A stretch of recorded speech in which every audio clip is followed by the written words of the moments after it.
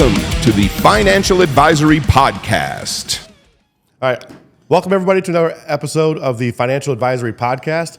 Today's guest he's sitting right next to me, but it's a bucket list of mine. I'm very happy to call Brian a friend, and even happier that he agreed to come on the show because we have some pretty cool questions for him, so I'm excited. So today's guest, Brian Slagel of Metal Blade Records, and welcome to the show, Brian. Thanks, man. Thanks for having me. Thank you.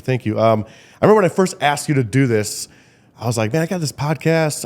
I want to get to a certain level of doing okay before I have you on, but your answer was, I think I would do that because I've been interviewed a million times about heavy metal, but not so much about financial stuff. So I was like, perfect, good. So thank you for agreeing to do it. You're way up here. I'm way down here. all Didn't good, have man. to do it, so thank you. I appreciate it.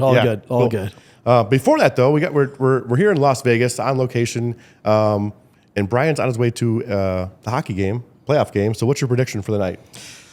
So it's game 6, Knights versus Stars. So I think the Knights are going to win it tonight for a couple reasons. Number one, champions don't go down that easy. It's a home game, extra motivation for them.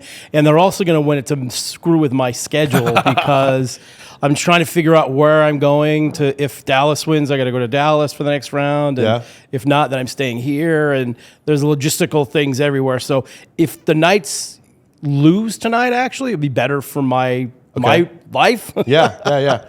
And which is cool because you're a Vegas resident. Almost said native. You're not native, but you're a Vegas resident, so a Vegas fan, but also have history in Dallas and a Dallas fan. So you're sitting there like, I kind of want both my friends to win. Well, it's a bit of the worst nightmare for me though because I have season tickets to both teams. Yeah. And I'm going to lose one team in the first round, which I'm not overly happy about. Right. I was watching the Knights were playing. I'm trying to remember who they were playing now. The last game of the season, and they lost.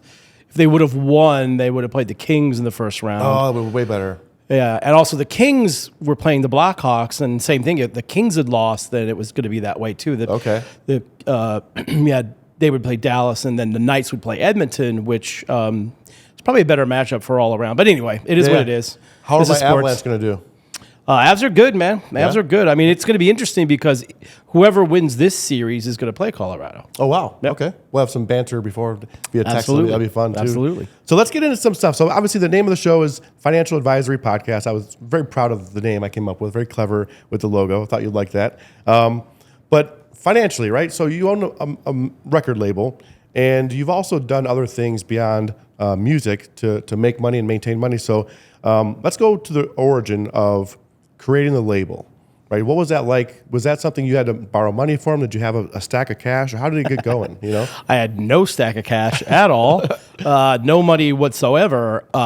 So how old were you when you started Metal Blade Records? I was 20. Oh wow, okay. So basically, there's all these bands playing around LA. This is 1981. Motley Crue, Rat, and a whole bunch of other bands were playing around LA. And I was working at a record store. I had the first ever heavy metal fanzine and all these things going on. And I discovered this scene in LA. And at that point, there was no internet or anything, obviously. Right. So nobody outside of LA knew that these bands existed. And they were really good bands that I just felt like if I don't do something, or if somebody doesn't do something, this scene's going to be in a vacuum and just go away. And I saw that happen when I was in high school. A couple of bands that I really loved that were playing the clubs, I thought were going to be the next big thing, and just nothing ever happened because there was no real scene. They never got signed, and the major labels in 1981 could care less about heavy metal at all. Right. It's hard today almost. Especially back then. Yeah. Right. So I kind of got the idea. I was big into this scene called the New Wave of British Heavy Metal, which was happening over in England, which was Iron Maiden, Saxon, Def Leppard, a whole bunch of bands, and it was all to do Priest. What's that? And Priest. Priest wasn't part of that. They were early on. They were the originators. Oh, got it. Okay. More or less. Got it. But it's a very do-it-yourself scene, and there were a lot of independent compilation albums. So I got the idea, if I put together a compilation album. Basically what happened was I went to the distributors I was buying stuff from in the store and said, if I put together a record, would you guys sell? They said, sure. So then I started going to the bands and said, hey, if I have a song, I can put this together. And I borrowed some money from my aunt, one of my friends who was helping with the magazine and the label, John Cornarins, loaned me some money. And I had a little bit of money. I worked at Sears before the record store. I had a commission job selling cameras and typewriters, which I knew nothing about either one of them, but I was able to figure it out. So I had a little bit of cash. So I put together enough money to manufacture 2,500 records. And then, so I went and got all the bands. My friend Lars, who I'd known previous to that, said, if I put together a band, can I be on your record? I said, sure. Then it ended up being Metallica, and Rat was on it. It's funny because you say it, the way you say it, like, you basically went to the record label or distributors, if I put this album together, could we sell it? And Lara's like, if I put a band together, will you feature me on it? So it's like, there's all this, if I do this, do I have a spot? And that's kind of how it all kind of happened. Well, yeah, and it's, in 1981, especially, so the story of Metallica was that Lars and James had been jamming, but nothing really happened, so they didn't talk to each other for like 6 months. Oh, wow. But getting a chance to be on an album in 1981 was a huge thing. Yeah. So James is like, okay. So that's when they got together and formed Metallica. And they're always very nice to me. Like, if it wasn't for you, it's like, I'm sure it would have figured itself out, but more than likely, but I'm very happy with the role I played. So anyway, put the record out. It sold out immediately. All these distributors are like, we need more. I go, I don't have any money. So I licensed it to one of the other independent distributors who then never paid me. And that was a whole nightmare. And it was a whole big, learned a lot. I bet. On that. Quickly, too. I didn't do it to start a record label. I was doing this fanzine, and I was writing for Kerrang, which was a big magazine in England, and I thought I was going to be a journalist. So I didn't intend to do a record, but one of the distributors who actually did pay me said, hey, we see that you know what you're doing, and we know you don't have any money. We'll give you a pressing and distribution deal, meaning that they would actually manufacture the stuff if I could bring things to them.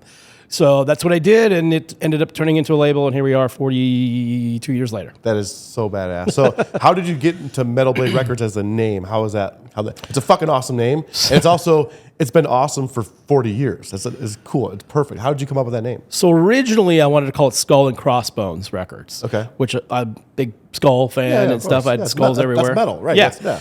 But I believe it was the bass player for Blondie had just started a record label at the same time called Skull and Crossbones. Oh. So I was like, well, I can't call it that. So I was thinking, like, okay, how do you name a label? Like, well, how do you figure it out? So I thought, well, I should probably put metal in there because it's heavy metal, right? Which is super And important. then I thought, well, Blade, because still am a big fan of medieval stuff. I had a huge selection of swords. I'm also, as we talked about, a big hockey fan. So, swords, blades, hockey blades, like metal blade. Okay, well, let's do that. And I talked to a couple people about it and said, what do you think? And they said, it's catchy. Yeah, sure, why not? It's catchy. And the logo's cool as fuck too. And it's changed, right? Like a couple different ways. We've had three and a half primary ones, but the original one was basically a bloody axe. Yeah, it's fucking cool. Just one of my friends put together on. I don't even know how they did it back then. It was way before Photoshop or anything. Right. And that was really cool, but it's very rudimentary. And it's kind of funny how all these years later, that logo is almost our most popular logo. We have we have a Skull and Crossbones pirate logo, but it's kind of the main logo, but this other one is there. So, somebody just put it together. Back then it was just, everybody doing favors for everybody else because we just were into the scene. Well, I think entrepreneurship in general, there's some element of luck involved, right? Oh, big time. But there's also that pressing forward no matter what, and eventually luck finds you, right? So, I mean, got lucky, but there's things that you just keep doing that force the luck, right? I mean, I got very lucky. Very lucky being in the right place at the right time, being in LA at that time. Yes. And then, people ask me a lot of times, how did you get through it? Because it was really the first 3 years, just me by myself in my mom's garage with no air conditioning in Woodland Hills, California, where it's 106 in the summer. That was super fun. But I loved what I was doing. I can't play an instrument at all to save my life. So I figured, well, the only thing I could do is, to help promote this music that I loved was, I can do other things. I can, work at the record store for a while. And arguably as important as playing an instrument. Well, yeah, and then the label came along, and it was very important because, again, back in the early 80s, before the major labels figured out what was going on, these bands had no chance of ever doing anything. Right. So, so it was fun for me to do, and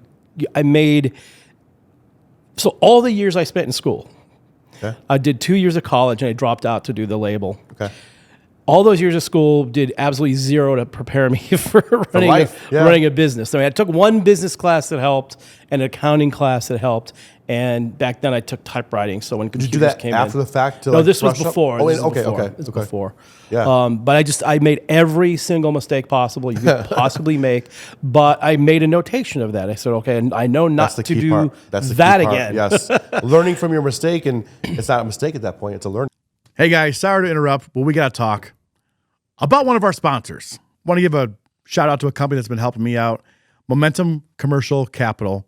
They offer help with business funding from working capital, equipment financing, SBA loans, and investment real estate financing, with options from single-family rentals up to large commercial properties. They also work with syndications to source funding. So if you're in a business or in real estate investing, or even just looking to get into them, check out Momentum Commercial Capital. Ask for Greg Funk and tell him I referred you. Once again, guys, if you are in need of any of these services, be sure to check them out at momentum-commercial-capital.com today. Experience. You paid for that education, right? I mean, that's so. But so many people don't recognize a mistake and keep making the same mistake and keep fucking themselves and they ruin their lives. I think there's if I could give anybody any advice, there's two fundamental things I think, especially in the music business, is one, get into it because you love it. You have to love it. It's a very difficult business. It's very competitive. It's not easy. You're going to get knocked off your horse many, many times. You got to get back up on there. Yeah. And like we just mentioned, learn from your mistakes because you're going to make mistakes. And don't beat yourself up for making a mistake. Yeah. Everybody makes mistakes. Yeah, learn. And I make mistakes now, and I've made a lot of mistakes. But you learn like, okay, let's not do that again. Yeah, you have to. I love that, and I think we can go off the rails. You're such a great storyteller, and you have so many stories and so many things. So like. One of the things, the Goo Goo Doll story is fascinating to me, and it cracks me up. But I want to stay a little bit some of these things I wrote. I actually had him write some questions because I know so much about you, and I wanted to ask what somebody that wouldn't know. So some of these questions that maybe our younger audience would want to know is, what's the most amount of money you've made, from a single decision? Like I signed a band or didn't sign a band, or there's something that stands out like, hey, this is a big win for us? I mean, it's so hard to say. I mean, obviously we've made a lot of good decisions for bands. So, yeah. I mean, probably, if you look at the annals of Metal Blade, it's kind of funny to say this, and you mentioned the Goo Goo Dolls earlier, which they ended up on our label. How did the Goo Goo Dolls? Well, they were a punk band in the beginning, we had a punk label, and we had a lot of connections in Buffalo, so we ended up signing them. And I mean, honestly, signing them was obviously in the end a really huge step for us, number one. But we stuck with them for a long time. It took a long time for that band, and we thought, the first couple of records were just kind of fun punk rock records, and then all of a sudden they kind of grew into this band that when you listen to their stuff right before they got big, sounds a lot like the Foo Fighters, man. Yeah. I mean, a lot like the Foo Fighters, and I know Grohl's a big fan, so. But we stuck with them for a long time. I think we did 6 records before we finally got, we were at Warner Brothers at the time. And again, this is another crazy story about the Goo Goo Dolls, and the music business in general. So we were at Warner's and we put out A Boy Named Goo. And, we were certain that this record was going to be huge, but not the way it happened. Not huge, right? Yeah, we were working on another single, and we were spending, $100,000 to make some crazy video and a bunch of money on radio. And then, unbeknownst to us, this guy Kevin Weatherly, who was program director of K-Rock in LA, which basically anything he played became massively huge. So one night on K-Rock, he decided to put this song on called Name, which is this, everybody knows the song now. It's an acoustic ballad that actually when we were making the record, Johnny said, hey, I have this acoustic song that I did kind of just for fun. It doesn't really fit with the record. What do you think I should do with it? I listened to it. It's a good song, put it on the record. Yeah. And then, next thing we know, K-Rock plays it. Everybody's freaking out. We had to drop everything on the other single and go after that. Change your entire plan for the record, right? But but that actually worked out great for us because the band ended up being huge. We were involved in parts of the second record, Dizzy Up the Girl, which was also massively huge. And we still today get royalty checks and all this sort of stuff. So but that kind of goes with the being using your convictions and staying with something. Because a lot of times in the music business, if the band doesn't make it at 2 or 3 records, that's it. Especially these days. they're done. But we don't really do that. We stick with bands for a long time. I grew up in the 70s. And in the 70s, my favorite bands like Judas Priest and Thin Lizzy and Kiss and Rush and so many of these bands took 3, 4, 5 records before they ever became popular. So I always kind of kept doing that. But so how do you do that and manage a business financially, right? Because the times have changed, but what Brian likes hasn't changed. So how do you intertwine that and be successful? Yeah, that's the real tricky part of this whole thing is because I'm just a music fan, right? And I'm friends with all the bands because I'm fans of theirs and we're friends and everything, and we run it as a very friendly, family oriented place, and it's very comfortable for everybody. But it is a business, yes, and you do have to make those. How do you maintain decisions? That? Like, it's hard. I mean, luckily now I've got people that kind of deal with the financial stuff more than I do, and they probably.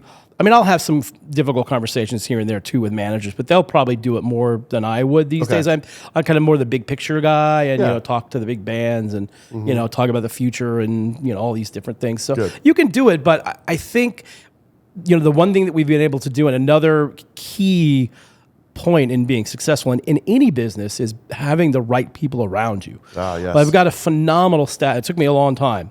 It took a long time to get a really good staff. Yeah. Like we went through a lot of difficulties, but we've got a phenomenal staff now of great people who are all fans, who love the music and are really smart, and they make my life a lot easier because they're things like marketing, promotion that I used to be really involved with. Like I'm not involved at all, really, just kind of on the periphery, and they do a great thing. And the same thing with the bands. I learned early on that same thing. Like you could sign band X, right, and they're amazing. They're going to sell a lot of records, but there's a lot of drugs involved, or there's some other thing that's like red flags. Yes. It's like so.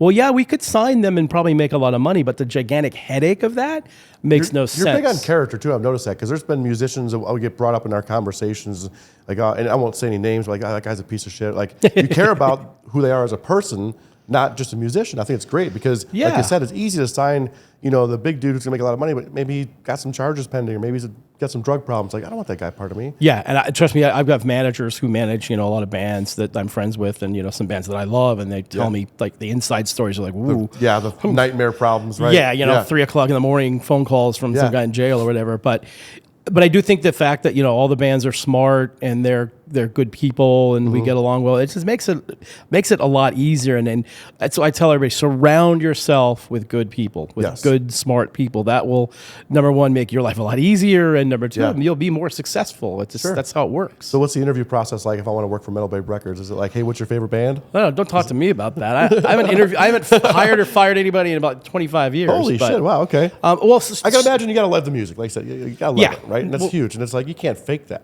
You can't fake that. Not in heavy metal. You can't. Well, anybody that we've hired in the last 15 years, we've known before. Really? They've either worked with somebody else or we've known them doing something. Yeah. A lot of times we'll hire people that were working, for a management company or another label or something, and they kind of, move to LA and they want to do something else or whatever it is. So we usually know everybody. It's pretty rare that we just somebody off the street kind of comes in. Plus, the metal world is very small. We all know each other. All the labels know each other. We know all the magazines. We pretty much know everybody that's in the scene, business-wise.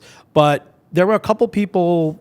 I'm trying to think. It's been a while that I've been with it for so long. Maybe 20 years ago that we had intern programs, and we hired them as interns, and they ended up being so good we ended up hiring them, and they're still with us. That's awesome. Almost 20 years later. It's crazy. Yeah. So you mentioned something that triggered a question here is the heavy metal community being so small, and also I believe misunderstood. Right? People look at heavy metal as this anger and these demonic and satanic, and it's like it's not that. And some of the biggest metalheads in the world, the nicest. Corpse Grinder is one of the nicest human beings on earth. In fact, when you hooked me up with passes, I was able to just sneak and get a quick photo with him, and he had a plate full of food walking, and I'm like, hey, George, and he caught him, and I'm like, hey, I'm a friend of Brian. He goes, oh, how's it going? And one of the most evil dudes on stage is the biggest sweetheart, on this planet. It's like we're so misunderstood, though. Like, how have you navigated that, or have you cared? Do you even care?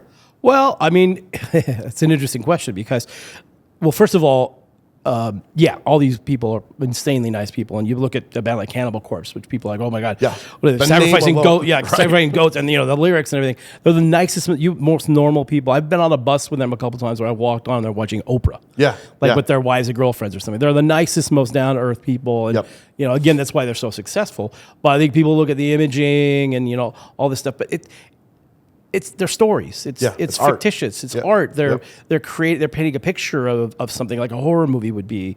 And I learned, like Alice Cooper was huge. I'm a huge fan, obviously, and he was one of the first guys to really push the envelope. I always never liked corporate life. I even as a kid, I was like, ugh, I hated wearing a suit. Yeah. And just because a lot of those people were not really necessarily good people. It was just the suit was kind of the facade. What's up, guys? I'm sure you're enjoying the podcast. It's fucking awesome. I know. Okay. But let's talk about one of my sponsors, Alpine Moving Company. So we all know that moving sucks. Okay. Stop asking your buddies to fucking move you. It's always a problem. We know that. Be an adult. So use Alpine Moving Company. They know how to get the shit done. They offer residential and commercial moving. Also, they will move you anywhere within North America, anywhere in the lower 48, Canada, Mexico. And they're going to hook you up with 10% off. So discount code MOVE24. Make the right move. Sort of thing. And That's a good point. I Yeah. got along better with people just wear jeans and t-shirts or whatever. So, but Alice, again, you look at him as being, and in the early 70s, he was the most evil thing ever, shock rock. Yeah. And he's like one of the nicest, most down-to-earth, sweet guys. So once you start to meet people like that and realize like all these guys are like really nice, down-to-earth people, and I'm lucky because I have friends in other industries where that's not the case. Like you would, Correct.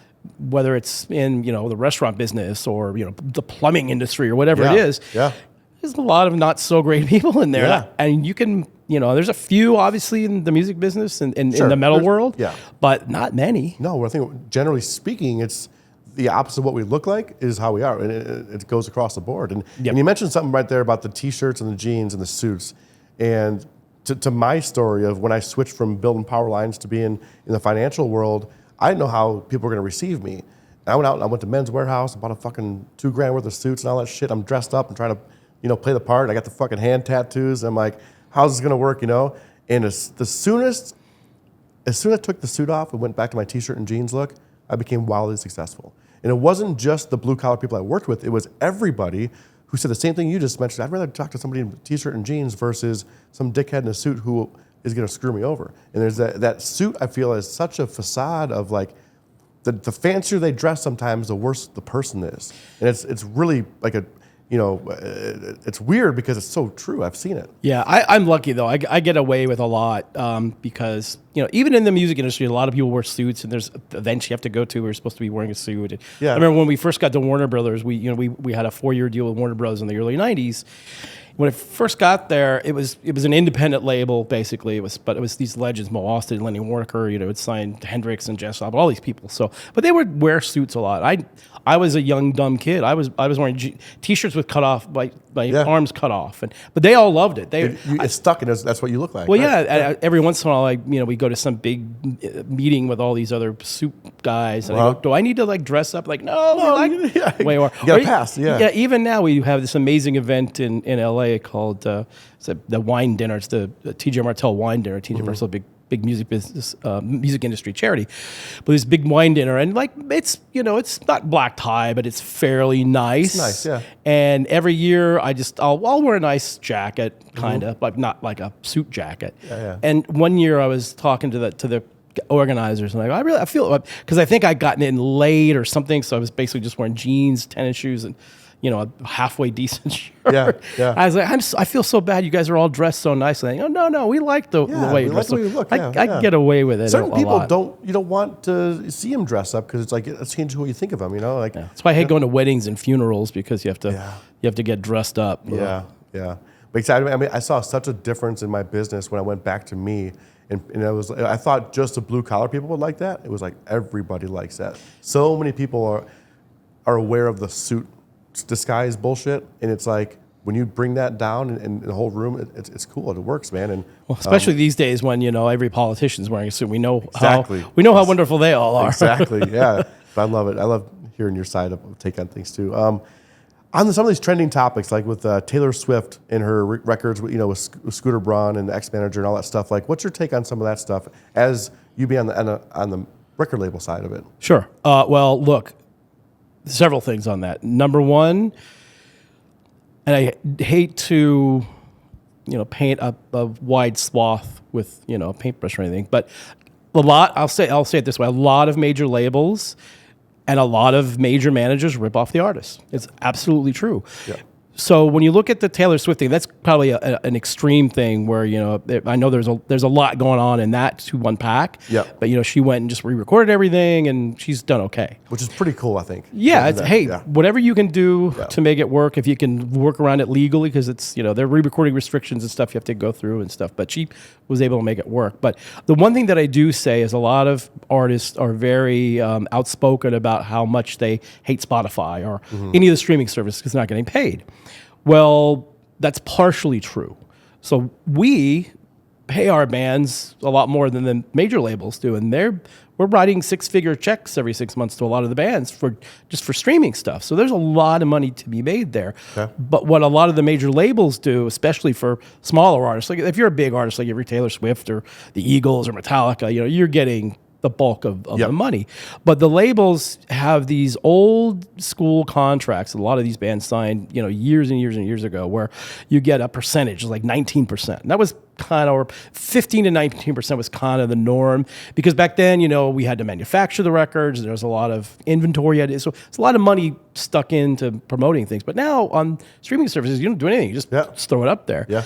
And a lot of these labels will keep those old school contracts because there's clauses in there that said any sort of new technology, this is the thing. Nobody could expect that. No one knew what the hell. Yeah. No, so they're still getting paid. Instead of getting paid a proper rate, which would probably be 30, 35, 40%, they're getting paid 19. Of course they're not making as much money. And there's no reason that especially the major labels are making the other 80, plus they're all part owners. Yeah. Of these services too, so they're making money on both ends. So I understand the anger there. What's the fix? Is the artists just need to refuse to sign those contracts? Well, it's different now. You're not gonna find that now with new contracts. There's not. That's just not happening. So artists have wisened up to that. 100%. Artists and their attorneys and stuff. 100%. You're not going to see those sort of deals now at all. But it still is a bummer because I think those services are great and they're really. I mean, they've changed and revolutionized the industry because for a while we weren't sure where everything was going. All the illegal downloads and all that sort of stuff was happening. We're like, are we going to be alive? Lars was right. I know it's funny it's funny you say that because I've always been a big defender of his, and he's still one of my really good friends. He's an easy target, but he's also he doesn't care. Right, he doesn't care. He spoke up knowing that he was going to get destroyed. And I think in that, if I remember, maybe you told me this, but in that camp at that time it was Metallica, but Lars was the only one available to be the spokesperson because James was going through something.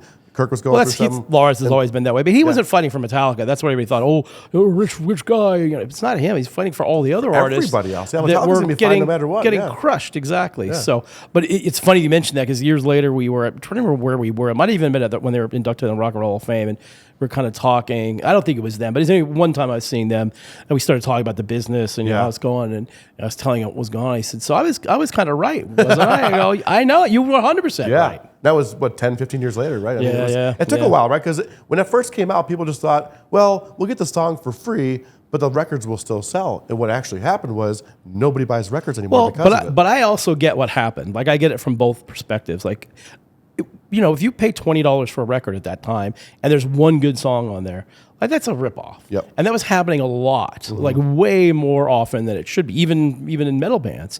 So eventually kids just got sick of being ripped off by, paying all this money for a record that's awful. So if you can get it for free, get it for free. I don't blame the fans at all. We never went out of our way to, say you doing bad things. We just whatever. It's not your fault. But we did educate them, and more importantly, we had the bands educate them that hey, if you guys keep doing this and we can't make any money on the music, then we're just going to be done. We're going to go can't make records with. Yeah, we're going to go do something else, and then you won't have us anymore. So it became this like bizarre badge of honor to actually buy music. Yes.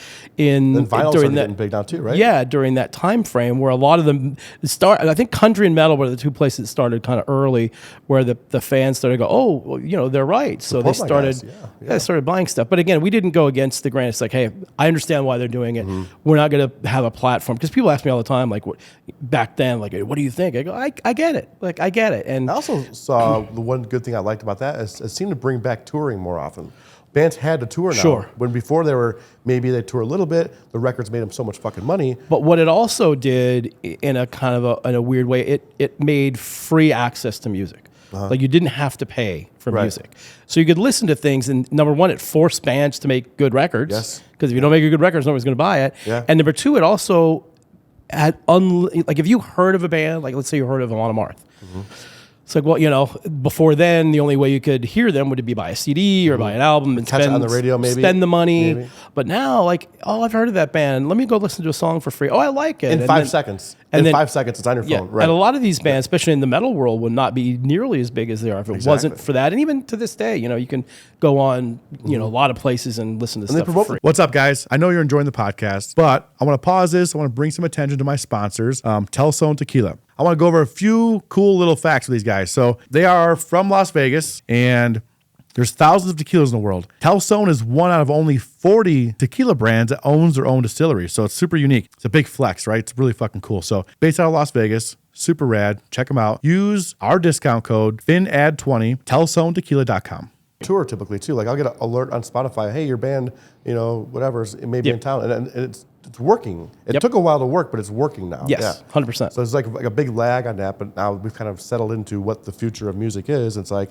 cool. Those of us who have figured it out, it's going to work for, and dinosaurs will die off. You know. But Yep. Yeah, that's how it goes. That's how every industry goes. So really, I mean. All right, so other things that you've doing, I mean, obviously you're still doing Metal Blade, it's stronger than ever, but you've also got some other business, or maybe not business, but I consider it as real estate. You got some real estate kind of around the country. Is that something you did as, I want to have a place here because I like visiting here, or did you recognize the value of like the wealth building and all that stuff? A little bit of both. So I obviously grew up and lived in LA for my whole life, but I've always had a fascination with the desert. Okay. Like, I don't know why, maybe because I grew up in Woodland Hills without air conditioning and 106 degrees. I like the heat. But I loved Phoenix, and I started going out there because we had a couple bands that we had Sacred Reich and Flotsam and Jetsam in the 80s. So I started spending a lot of time in Phoenix going, I kind of like it out here. It's pretty cool. And you know, also you're spending money on hotels out there all the time, and there's a pain. So, and I was looking at the market there, and this is 1992. Okay. I was like, it's really interesting. They started to build a lot of new homes here, and they're pretty reasonably priced. And you know, I was to the point where I think I can afford to buy another house. You know, the mortgage rates were not terrible at the time, so I bought my first house in Phoenix, and just loved it. Thought the area was great. Loved it out there. You know, it wasn't there a lot, but I'd usually go out there every weekend, or especially when the weather was nice there. It was not so nice in California. So I just really liked it. And then I just, from there, started to really follow real estate, look at what the market is, kind of feel things. And I was in this place called Ahwatukee, which at the time I was in one of the first subdivisions there. And I go, I think it's going to start to grow out here. And sure enough, it did. So I just started buying more houses. And I was renting a couple of them out, which as a real estate guy, I don't particularly recommend necessarily, because the problem is, let's say you go in and you buy a house, and you know, unless you want to keep it for 15 years or something, that's fine. But if you want to flip it eventually, you put a tenant in there, and once they leave, they're going to create a lot of damage. You're going to spend $10,000, $15,000 to fix it up, which is going to eat into your profit center. So what I started doing was just buying these properties. I'd live in one, then I did a lot of 1031 exchanges where you'd take one, you buy another one, you don't have to pay the capital gains on it. Just kind of did that until I ended up like in this really nice big house in Phoenix, and just started buying a lot of properties. I think I bought and sold in the Phoenix area from 92 to, I think the last one I sold was 2008. Probably 10 properties, and I made money on every single one of them. So you always had one at a time? Honestly, I think I made more money in real estate than I have in music business. Then I did the same thing in Florida. I got a place in it's called Sunny Isles. It was in between Miami and Fort Lauderdale, but I got it because we did a lot of records down there, and same thing, you're spending a lot of money on hotels. Like, this really nice condo here, beautiful view of the beach and the water, and there's not much else going on there. So I bought that property and sold it. It's the only property I wish I never sold, actually, because I love that place. But eventually sold it for a ton of money, and then bought more investing in California. I had a place in Tampa. So I've had stuff all over the place. Dallas, I've kind of roaming around doing stuff. But I took when everything crashed in 2008. Yes, it's the only time I lost money. I had a place in the California desert, and that was kind of a disaster. But but you win some, you lose some. Yeah, right? Exactly. Yeah. But I kind of stayed out of real estate for a little bit until I got to Vegas. Okay. I just bought a house here because I love the desert. Yeah. I was out of Phoenix. I was married at the time, and she was not a big fan of the desert. Okay. So when we got divorced, I was like, I wanted to leave LA. I was kind of tired of the traffic and everything else there. So I spent a year. I had a place in Dallas, Tampa, New York, and Vegas. I'm going to spend like 3 or 4 months in each place. Okay. See which one I like the most. Okay. And obviously Vegas ended up winning. Vegas won, baby. Yeah. But I just bought, same thing. I bought a house as an investment. This really nice new house. Our mutual friend, Kerry King, almost bought the same. Did he really? Literally the same house, yeah. Okay. I showed him the house that I bought, and he started laughing. He said, that's the one that we almost bought. Oh, that's awesome. Yeah. So I did that, and just same thing. Started to feel the market here, starting to ramp up, and I sold all my California properties, which if you do that, you can buy a lot of properties in you can do that. Vegas, especially 7-8 years ago. Yep. So I've just bought a ton of real estate out in Vegas. I think at one point I had 10 pieces of property out here. I'm same thing, renting out 2 or 3 of them, but to friends. So I trust Not being them. trashed, right? Yeah, I trust them. And I've sold a couple other ones now. So now I'm kind of in a spot where I've got some cash, but I'm not really sure what to do with it. I've been a real estate guy my whole life. I'm not stock and bond guy. Right. Got a little bit there, but not so much. So now I'm kind of weighing options of I think the market in Vegas is really weird right now. Sure. Because there's low inventory, but nothing's really selling particularly well, and the prices are still a little bit high. But a lot of it is just the interest rates. The interest rates are a nightmare. It's a weird spot for everybody. It's a nightmare, yeah. So it is. So I'm probably going to take a break from real estate again for a minute, and see what kind of comes up. It's fun that you have that intuition because, like you said, Phoenix, you had a thing about that, and it blew up. It's blowing up even more now. But like, you had a feeling about it, you had a feeling about Vegas, and it's like it's unique that people get that because you have to pay attention, and you're one of the people I've seen. You're very intuitive, your fingers on the pulse of everything current, and I don't think you get where you're at without being that way. I think, people ask, when you hear a band, what do you like about it? Honestly, it hits you in the gut, right? Yeah. And that's even with real estate. It's just, I have a feeling that this feels right to me. Like if I walk into a house, I go, this feels right, or this area feels right. And same thing with the band. It's just really just gut. Intuition, yeah. You have to, and either knowing to trust it or just, to go with it, or if you've proven yourself right, you got to go with your gut, man. And that's another thing, too, I think it's important, is a lot of people in whatever walk of life or whatever you're doing, they don't trust their gut. Yeah. They have a feeling about something, and they just don't act on it. They don't act, or they waver. By the time they do act, it's too late. Yeah. Unless you make 5 or 6 mistakes in a row or something. Some people probably don't listen to your gut. But if you listen to your gut and you take a chance on something and it doesn't work once, that's fine. But you just have to, and that's, I think, a big difference between people who are very successful and people who aren't. Is a lot of people just are afraid to take a risk, because a lot of this stuff, real estate's a risk. Like you go in, you don't know. Like you could go into this property and it could be great, you could love it, but it could also fall. It could be tough. Fall the other way. Yeah.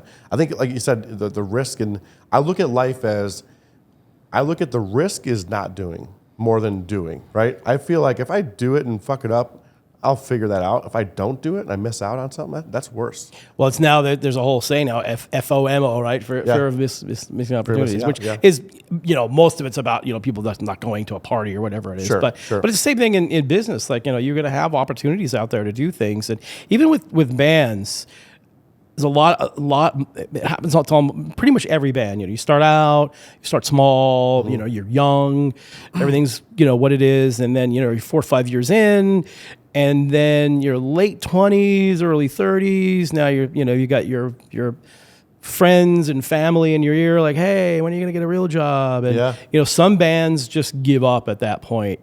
and they go away. And invariably, I'll see those guys 10 years later, and they're like, we never should have done that. You should have stuck it out. And most of the bands that take the plunge, take the leap, it's not easy. Yeah.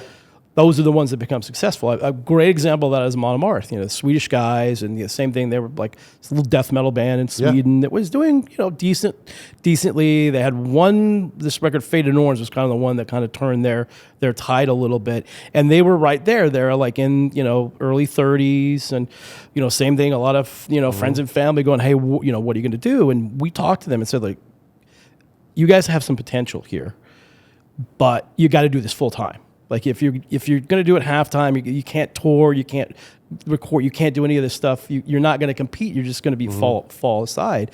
And they all got together as a unit and said, okay, we're gonna go for it. We know it's going to be painful. Yeah. We know it's not going to be easy. We're going to have to take odd jobs, or the wives or girlfriends are going to have to help out or whatever it was. But they took the leap, and here you are years later, and they're doing amazing. Wildly successful, right? Yeah, insane. I mean, they're headlining and selling out arenas in the U.S. Yeah, it's fucking awesome. They're doing the hockey arena in Montreal. It's already sold out 8,000 people. It's crazy. So they were super nice, by the way, too. I got to Johan. I've met him before, but I mentioned friend of Brian's, and super nice. Had my son, took a photo with us. He's a sweetheart guy. Again, big, imposing looking figure. Screaming on stage, and sweetheart guy. It was kind of fun.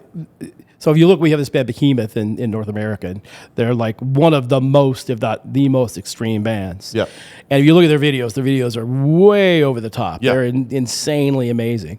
And you watch them on stage, and like the bass player is this big behemoth-looking guy, basically, who looks like he would snap you in two. Sure. He's the sweetest, nicest. I love him to death. He's like such a nice, sweet, down-to-earth guy, but he looks on stage like he will kill you. Yeah, yeah. He'll like snap you in half. That draws a picture of the bass player from Obituary. Big, monster, ugly-looking dude. And I've never met that guy, but I'm sure he's a sweetheart. The Obituary guys are awesome. Those guys are fun too. That's awesome. That's a really fun band live. Yeah. Obituary is a really fun band live. Great dudes, Tampa. Florida swamp metal. Yeah. It's awesome. We're gonna wrap this up in a moment, but I gotta being mutually friends with Kerry King, right? What's your favorite Slayer story, or anything you maybe haven't told before? That we can tell, that we can tell, but there's some I can't. There's a lot I can't. But, right. Well, there's a couple. I'm trying. I've got so many. Right. But there's a recent one that I love to tell, because Kerry is, and again, he's another one of those guys that looks like he's like the meanest guy in the world, but he's the sweetest guy ever. Big animal lover, Yeah. Oh yeah. He's awesome. Yeah. But we when he was. Well, he's in New York now, but he's still going to Raider games. We went to a lot of Golden Knights games. Mm-hmm. And he's sitting in the regular seats, with where we're sitting and everything. And so, people ask for his autograph or a picture all the time. And he's like, sure, fine, whatever. But we're leaving a game once, and this guy comes up to him and he goes, looks at him and he goes, I was with you. He goes, well, you were? Okay, good. Yeah. He goes, you're the bass player in Slayer, right? And Kerry goes, nope, and just walks away. And I was dying laughing, and I get it, because it's like right. I mean, you don't know who he is. Like, right. People are like, you're famous. Can I take your? It's like, come on, man. Yeah. But it was pretty funny this way. Yeah, I was with you guys. I was like, nope. I was fucking laughing my ass. Yeah. And went off. Nope. So there's another this crazy story. So we were in Denver. So Kerry, big football fan, big Raiders guy, but he also, we used to, every year we go up and see a game in Denver, because even though they're big rivals, Mile High. He's a big Peyton Manning. Yeah. So we went up there. I can't remember if Manning was playing that year or not, but we went up there. It was the week before Christmas, because we would always go to one game up there. Okay. And it just ended up being the week before. Wait, was it Christmas or Thanksgiving? I think it was Christmas. It's one of those two holidays. But anyway, we were up there. And we went to the game, and it was super fun. And, it's a long day. Yes. It's a long, and Kerry likes to have his adult beverages. So, I'm a guy, I'll drink, but I usually drink at night. Like, I'm not an all day guy. Sure. So, but with Kerry, sometimes I'll be the all day guy. And then we went to a bar after to watch Sunday Night Football, and had something to eat. We're drinking, and I don't think I was paying attention, because I probably hadn't had any water all day long. Yeah. So I got up to go to the bathroom, and I was like, whoa. Like, I literally blacked out for like a second and smashed my head on the bar. Oh. Big gash. Oh. Kerry, meanwhile, was laughing hysterically. It wasn't bad enough that I had to go to the hospital. Right. But But it was a big gash, and there's blood, and the bar people so I got this gigantic Band-Aid. And Carrie thought it was the funniest thing ever. And then I had to fly home the next day. Okay. And I got this gigantic Band-Aid on my head. And this is when I was married. I walk in the door, and she's like, "What happened to you?" And I go, Drinking with Carrie. Carrie King. She said, "Okay, I got it." But that was pretty embarrassing, just because I was like, I'm usually pretty good at holding myself. I don't get too out of control normally, but I don't know what happened there. So Carrie's pretty good about pacing himself too. I've never seen Carrie really like fucked up. Like, I've said once or twice. I was trying to remember where we were somewhere, and he was buzzed. I was like, whoa, I've never him, right? Never seen him that buzzed before. So I called the next day. How you feel? He's like, not so great today. That's funny. One more thing, we'll wrap it up. But I just saw a couple articles, and in fact, two actually texted Phil Demmel about it. I've seen Demmel out of his way kind of backing up Carrie in the press recently. And I think Carrie gets some weird hate that's unwarranted. And we know him very well. And it personally bothers me when I see something written about him, and it bugs me. It's like, do you ever feel that way when you see an artist getting ripped on for no reason or unwarranted? We were talking about the Lars thing. Yeah. No, because these guys are big boys, and they they understand if you're going to be a public figure, you're going to get that. Like, I'm pretty lucky because I'm on social media, and like I've had maybe 2 or 3 bad instances there, which is kind of insane. Yeah. But they're like I said, they're big boys. That's going to happen. Sure, it's going to happen no matter what. So I learned long ago not to read comments on anything because people won't bag on me on the internet very much. But Metal Blade will put something up, and if you read the YouTube comments or something, you're like, okay, I know not to do that again. Yeah, learn from that. But it's just the way it is. Just people want to say something, and it depends on the source it comes from, right? Sure. I was just trolls and keyboard warriors. It's like it is trolls. Whatever. But it just bugs me when people are like, "Oh, Jeff wrote all the good Slayer songs." It's like, no, he didn't. Or like the Tom gets a pass and Carrie gets all the hate for something. It's like, dude, it's weird for me. Like I said, if you're going to be a public figure, you're going to be that successful. It comes with it. Yeah, talk to politicians, man. Talk about half the people hate you and half the people love you. Yeah. And that's at least with musicians, it's 10 or 15% or something like that. But it just comes with the territory. But I defend those guys all, so especially Lars, because for so many years Lars and Metallica would get hammered by people, and I'd be in the press defending them, like when they cut their hair. Yeah. Oh my God, this is horrible. Like, why are they cutting their hair? And I go, it was literally like a weekend photo shoot. The way Metallica does things is they basically finish a record and they can put it out in like 30 days. Nobody can do that. Right. But they can. And so they had to do a photo session for Load or whatever. And so they just did it with this crazy photographer guy, and they just cut off their hair or did all this crazy stuff, and a bit of a drunken weekend. Yeah. And then it's like one of those drunken weekends you wake up on Monday morning. What did I do? Oh, I took all these pictures. They're not going to be in a record. So, but it's none of their stuff was ever. People said, it's sold out. Or did this? They never did that stuff. They play the music that they want to play for themselves. They don't really care about what anybody else thinks. Yeah, and that's the way any artist should be. Any band, don't ever listen to anybody else. Make the music that you want to make, that you want to hear. You start listening to other people, record labels, managers, friends, you're going to be a mess. The only what if I have with Metallica is, I think this is fair, is the snare drum on Saint Anger. I think the record could be better if it was that was just. So that's a funny story, because I was up there a lot for that record when they're making it, because it's a pretty tumultuous times. Jason had left, and James was gone for like 6 months. I remember I was being up the studio once with Lars, and when James was gone and everything, and Lars was like, I don't even have a band anymore. So that was a crazy time. But I was in the studio and they're playing me some of the stuff, and I go, this is really good, but that snare sound, we're just messing around with. We'll fix it later. I'm like, okay, and then the record comes out, and I go, what about the snare? You fucking left it in there. Yeah. That's weird. I don't get it. And I think the records, because I've heard the songs live since then. Some of those songs do well live. Frantic, Dirty Window. It's like, and they play it with the regular snare. It's when they did this Some Kind of Monster movie, which by the way, amazing that they put that out. Because that's a lot of works there. But they redid the song Some Kind of Monster on this EP, and lo and behold, they had a real snare sound on it. Really? I didn't know. So that exists out there by them? It's an EP. I don't know if it's on. Okay. It's somewhere out there. But sure. I think that's the only, again, the load stuff, reload stuff, hate it, love it. I love it. I get why there's hate, I guess, but it's cool. But the only thing I was like, the snare drum could have been cool. They're easy to hate though. They're just so huge. But that's all good. And Brian, this was awesome, dude. I really thank you so much for coming. I think again, you didn't have to, you did anyway. Hopefully, this was fun for you. This was really good for us, man. It's always like you said earlier. It's always fun to talk about some stuff that you don't talk to. I mean, I don't mind talking about heavy metal because it's my life and my we passion. Also bled into that anyway because it's natural. Yeah, but it's always fun to talk about different stuff. So yeah, thanks for having me. Thank you very much. Appreciate it. Yeah, you got it, man.